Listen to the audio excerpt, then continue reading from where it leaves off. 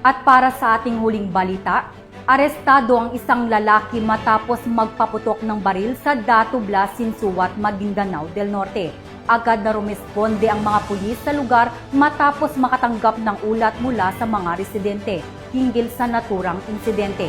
Patrolwoman Angela Bandarlipe sa ulat. Arestado ang isang lalaki dahil sa walang habas na pagpapaputok ng baril sa seaside ng area ng Barangay Matubir, Dato Blas, Sinsuat, Maguindanao del Norte nito lamang 25 ng Mayo taong kasalukuyan. Kinilala ni Police Captain Octavio Llenado, hepe ng Dato Blas, Sinsuat MPS, ang suspect na si Elias Mahadi, 28 anyos, na residente ng Libak, Sultan Kudarat. Ayon sa ulat ng pulisya, agad na rumisponde ang mga operatiba ng Dato Blas, Sinsuat MPS matapos makatanggap na impormasyon mula sa mga residente hinggil sa walang habas na pagpapaputok ng baril sa lugar.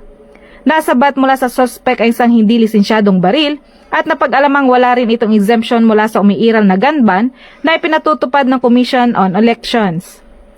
Kasong paglabag sa Comprehensive Firearms and Ammunition Regulations Act at sa Omnibus Election Code ang kinahaharap ngayon ng suspect na kasalukuyang nasa kustodiya ng Dato Blas, Sinsuat MPS para sa masusing investigasyon at kaukulang prosesong legal. Patuloy ang paalala ng PNP sa publiko na iwasan ang paggamit ng mga iligal na armas at sundin ng mga umiiral na batas upang mapanatili ang kapayapaan at kaisan sa komunidad. Mula rito sa Rion ng Bangsamoro, ako ang iyong Police News Network Correspondent, Patrolwoman Angela Bandarlipe, alagad ng batas, tagataguyod ng balitang pulis. Maraming salamat, Patrolwoman Bandarlipe.